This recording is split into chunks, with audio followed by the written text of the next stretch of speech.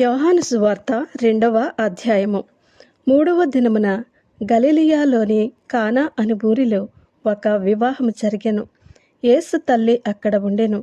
యేసును ఆయన శిష్యులను ఆ వివాహమునకు పిలువబడిరి.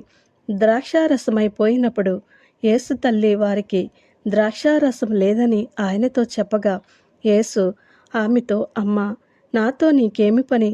నా సమయం ఇంకనూ రాలేదనెను. ఆయన తల్లి పరిచారకులను చూచి, ఆయన మీతో చెప్పినది చేయడనెను. యూదుల శుద్ధీకరణాచార ప్రకారము 2-3 తుమ్ములు పట్టు 6 రాతి బాణలు అక్కడ ఉంచబడి ఉండెను.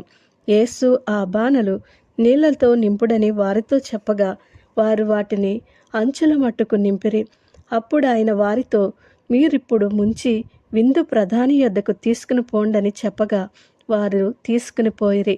ఆ ద్రాక్షారసం ఎక్కడి నుండి వచ్చెనో ఆ నీళ్లు ముంచి తీసుకుని పోయిన పరిచారకులకే తెలిసినది, కానీ విందు ప్రధానికి తెలియకపోయెను గనుక, ద్రాక్షారసమైన ఆ నీళ్లు రుచి చూసినప్పుడు ఆ విందు ప్రధాని పెండ్లి కుమారుని పిలిచి, ప్రతివాడును మొదట మంచి ద్రాక్షారసమును పోసి జనులు మత్తుగా ఉన్నప్పుడు జబ్బు రసము పోయిను.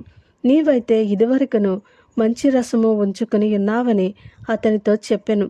గలిలయలోని కానాలో యేసు ఈ మొదటి సూచక క్రియను చేసి తన మహిమను బయలుపరిచెను. అందువలన ఆయన శిష్యులు ఆయన యందు విశ్వాసముంచిరి.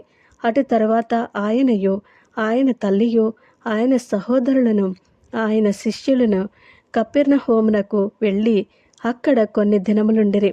యూదుల పస్కా పండుగ సమీపింపగా యేసు యెరూషలేమునకు వెళ్ళి దేవాలయంలో ఎడ్లను, గొర్రెలను, పావురములను అమ్మువారిని, రోకలు మార్చువారిని కూర్చుండుట చూచి, త్రాళ్లతో కొరడాలు చేసి గొర్రెలను, ఎడ్లనన్నింటినీ దేవాలయంలో నుండి తోలివేసి, రూకలు మార్చువారి రూకలు చల్లివేసి, వారి బల్లలు పడద్రోసి, పావురములు అమ్మువారితో, వీటిని ఇక్కడ నుండి తీసుకుని పోండి, నా తండ్రి ఇల్లు వ్యాపారటిల్లుగా చేయకుడని చెప్పెను.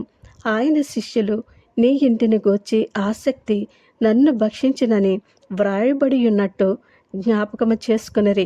కాబట్టి యూదులు, నీవు ఈ కార్యములు చేయుచున్నావే, ఏ సూచక క్రియను మాకు చూపిదవని ఆయనను అడగగా, యేసు, ఈ దేవాలయమును పడగొట్టిడి, 3 దినములలో దాని లేపుదునని వారితో చెప్పెను. యూదులు ఆ దేవాలయము 46 సంవత్సరములు కట్టిరి. నీవు 3 దినములలో దానిని లేపుదువా అనిరి. అయితే ఆయన తన శరీరమును దేవాలయమును గూర్చి ఈ మాట చెప్పెను. ఆయన మృతులలో నుండి లేచిన తరువాత ఆయన ఈ మాట చెప్పెనని ఆయన శిష్యులు జ్ఞాపకము చేసుకుని లేఖనమును, యేసు చెప్పిన మాటను నమ్మిరి. ఆయన పాస్కా పండుగ సమయమున యెరూషలేములో ఉండగా, ఆ పండుగలలో అనేకులు ఆయన చేసిన సూచక క్రియలను చూచి ఆయన నామమందు విశ్వాసముంచిరి. అయితే యేసు అందరినీ ఎరిగినవాడు గనుక ఆయన తన్ను వారి వశము చేసుకునలేదు. ఆయన మనుష్యుని ఆంతర్యమును ఎరిగినవాడు కనుక ఎవడునూ మనుష్యుని గూర్చి ఆయనకు సాక్ష్యమియ్యనక్కరలేదు. ఆమేన్.